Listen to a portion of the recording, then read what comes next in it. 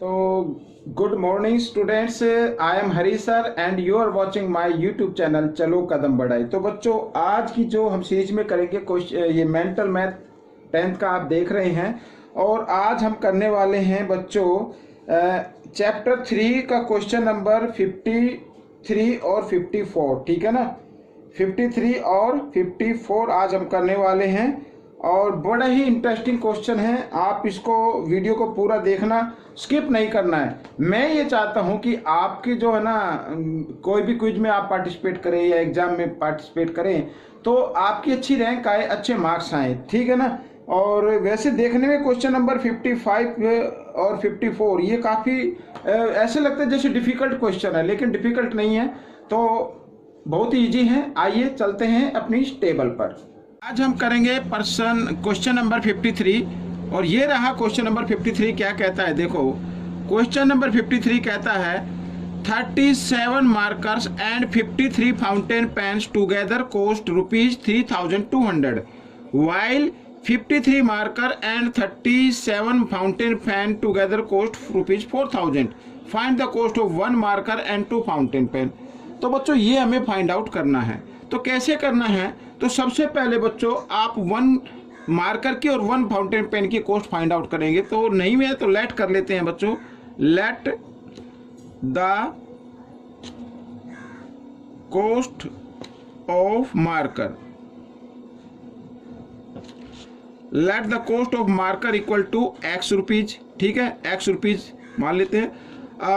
The cost of, यहाँ पर मैं बच्चों लिखता हूँ, पेन लिख लेता हूँ, फाउंटेन पेन लिख लेते हैं, ₹Y। ठीक है, Y according to question.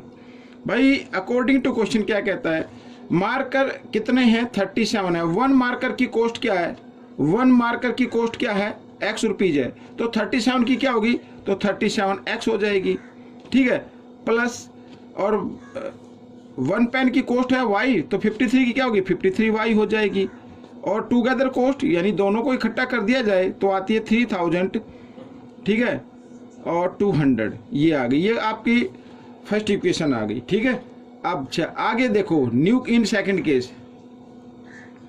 In second case में कहता है वाइल 53 मार्कर, 1 मार्कर की कॉस्ट X है, तो 53 की क्या होगी, 53X होगी।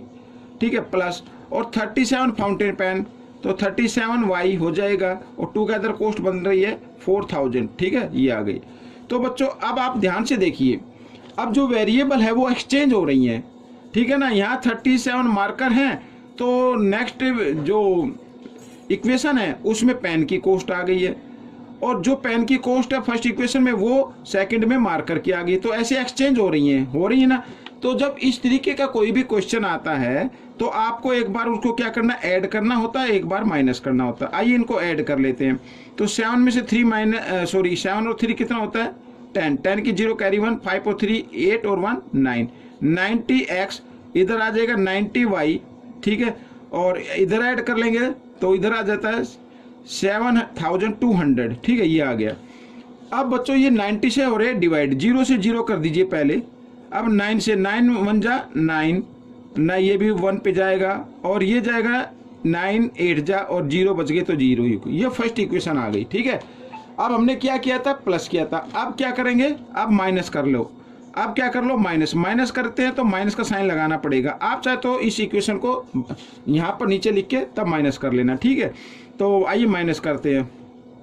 तो 3 में से 7 माइनस ही होंगे, क्योंकि ग्रेटर नंबर में से स्मॉल नंबर माइनस करना होता है। 3 में से 7 माइनस नहीं होंगे, यहाँ से बोरो लेंगे 13 में 7 माइनस करेंगे, कितना आ जाएगा, 6 आ जाएगा। ठीक है, और यहाँ रहेगा 4 में से 3 गया 1, और बड़े नंबर के सामने माइनस, इसलिए माइनस का आ जाएगा -16X। यहाँ पर आ जाएगा बच्चों प्लस, क्योंकि बड़े नंबर के सामने प्लस का साइन है, तो प्लस 16Y। ठीक है ना, और इधर ये माइनस किया तो कितना आ गया, 800 आ गया। इस तरीके से अब ये यहाँ पर 16 से डिवाइड हो रहे हैं, तो कर लेते हैं 16 1 जा 16, तो माइनस कहीं कहीं रहे साइन, ये भी 1 पे जाएगा और ये 5 पे जाएगा, इस तरीके से। ठीक है ना, और यहाँ पर जो साइन है वो क्या है, बड़े नंबर के सामने माइनस का साइन है, तो माइनस का साइन जरूर लगाना पड़ेगा आपको। ठीक है, इस तरीके से ये सेकंड इक्वेशन आ गई।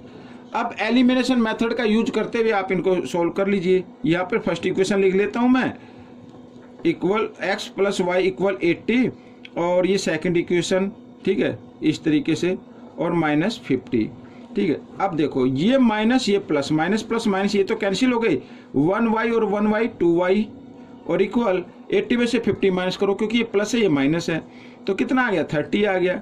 अब y की वैल्यू निकाल लेते हैं, y इक्वल 30, 2 इधर मल्टीप्लाई में इधर आकर ये डिवाइड में आ जाएगा। 30 को जब 2 से डिवाइड करेंगे तो कितना आ गया 15 आ गया, तो y की कॉस्ट आ गई 15, यानी पेन 15 रुपीज का है, ठीक है ना। अब इस y की वैल्यू को इक्वेशन 1 में पुट करते देते हैं। आइए लिख लेता हूं मैं, पुट वैल्यू ऑफ y इन 1 में पुट कर लेते हैं। x प्लस वाई लिखा ना, तो x प्लस वाई की जगह y की वैल्यू ये मैंने लिख दी, ठीक है, और इक्वल है 80, ठीक है, इस तरीके से। तो x इक्वल 80 और 15 प्लस में इधर आकर ये माइनस में हो जाएगा। आइए माइनस कर लेते हैं, तो माइनस किया तो कितना आ गया बच्चों, 10 में से 5 माइनस करेंगे 5, यहाँ पे रहेगा 7 में से 1 माइनस किया 6, 65 आ गया। अब जो आपको फाइंड आउट करना है वो करना है 1 मार्कर की कॉस्ट फाइंड आउट करनी है। 1 मार्कर की कॉस्ट क्या है, x रुपीज, x का मान क्या है 65। तो यहाँ पर मैं लिख देता हूँ कॉस्ट ऑफ, ये नहीं है, ठीक है, ऑफ 1 मार्कर कितनी आ गई रुपीज 65 आ गई। कॉस्ट ऑफ 1 पेन की कॉस्ट कितनी आ गई रुपीज 15 आ गई। भाई y की वैल्यू 15 आई है और y क्या है, पेन की कॉस्ट है, तो 15 रुपीज आ गई, ठीक है। हमें जो फाइंड आउट करना है वो 1 मार्कर प्लस 3 फाउंटेन पेन की कॉस्ट क्या है 15, तो इस तरीके से। तो 65 प्लस और 15 3 जा 45, ठीक है, ऐड कर लेते हैं। तो 5 और 5 कितना होता है 10, 10 की 0 कैरी 1, 6 और 4 10 और 1 11, ये आ गया बच्चों। ये आपका क्वेश्चन सोल्व हो गया, ये 1 है, ठीक है, 110 रुपीज आ गई, ठीक है। आइए करते हैं क्वेश्चन नंबर 54, ये रहा आपके सामने।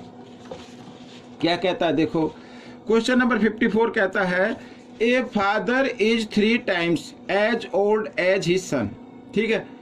एक फादर की जो एज है वो अपने सन से 3 times है। तो अब यहीं तक इक्वेशन ले लेते हैं पहले, तो लेट कर लेते हैं, let present age find out करनी है। लेट द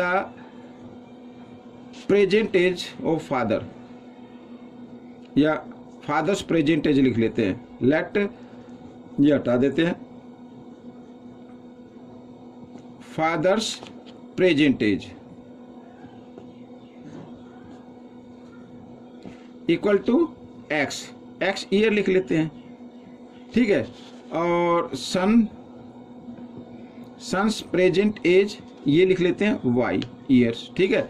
अच्छा, अकॉर्डिंग टू क्वेश्चन क्या कहता है देखो, फादर की जो एज है वो सन की एज से क्या है 3 times। यहाँ पर ये मैंने इस तरीके से लिख दिया, एक तरफ फादर की एज लिख दी, एक तरफ सन की एज लिख दी, लेकिन क्वेश्चन कहता है जो फादर की एज है ना वो 3 times है, अगर हमें इक्वल बनानी है तो सन की एज को 3 times कर दीजिए, ठीक है। ये इक्वेशन आपकी फर्स्ट हो गई। अच्छा, इन सेकंड केस में क्या कहता है, इन सेकंड केस में क्या कहता है आगे देखो, आफ्टर 12 ईयर्स, आफ्टर 12 ईयर्स लिख लेते हैं, आफ्टर 12 ईयर्स। देखो 12 ईयर्स में तो फादर्स की एज क्या हो जाएगी, लिख लेते हैं यहां पर फादर्स एज। तो बच्चों अब है x, तो 12 ईयर के बाद इसमें 12 ऐड हो जाएंगे। इसी प्रकार जो सन की एज है, ठीक है ना, इसमें भी क्या होगा, सन की एज y है तो इसमें भी 12 ईयर के बाद 12 ईयर ऐड हो जाएंगे। आगे कहता है he will be twice as old as his son. तो एक तरफ मैं फादर की एज लिख लेता हूं और एक तरफ हम लिख लेते हैं सन की एज। अब इसमें कहता है क्वेश्चन में कि जो फादर की एज है ना ये ट्वाइस हो गई, मीन्स 2 times हो गई। अगर इक्वल बनानी है तो सन की एज को 2 times कर दीजिए, इक्वल हो जाएगी, ठीक है। आइए कर लेते हैं x प्लस 12 और इधर 2 को y के साथ मल्टीप्लाई किया 2y, 2 को 12 के साथ मल्टीप्लाई करेंगे 24, ठीक है। अब y वेरिएबल जो है वो लेफ्ट साइड में ले आए, इधर ये प्लस का इधर आकर ये माइनस का हो जाएगा लेफ्ट साइड में, और इक्वल का साइन 24 और 12 प्लस में राइट साइड में ले आएंगे माइनस का हो जाएगा, ठीक है। माइनस किया तो कितना आ गया 12 आ गया, ये सेकंड इक्वेशन आ गई। अब ठीक है, अब क्या करना है आपको, अब ये करना है, मैं आपको बताता हूँ, जो इक्वेशन 1 है वो सेकंड में पुट कर दीजिए। ये इक्वेशन 1 है, एक्स की वैल्यू आई है ना, तो इस वैल्यू को सेकंड इक्वेशन में पुट कर दीजिए। आइए कर लेते हैं, यहाँ पर मैं लिख लेता हूँ, पुट वैल्यू ऑफ, अच्छा पेन खत्म हो गया, दूसरा ले लेते हैं, put value of x in second. ठीक है, सेकंड में पुट कर लेते हैं। तो एक्स जहाँ पे लिखा है, जहाँ पे एक्स लिखा है वहाँ पर आपको एक्स की वैल्यू लिखनी है।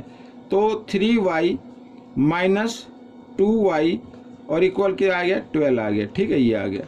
तो 3y में से 2y माइनस करेंगे, 1y बचेगा, तो y की वैल्यू क्या आ गई, 12 आ गई। तो पूछा था इसमें बच्चों, क्या पूछा था, find the present age of son. Son की प्रेजेंट एज क्या होगी, सन की प्रेजेंट एज आ गई 12 ईयर। यहाँ पर लिख देता हूँ, ठीक है।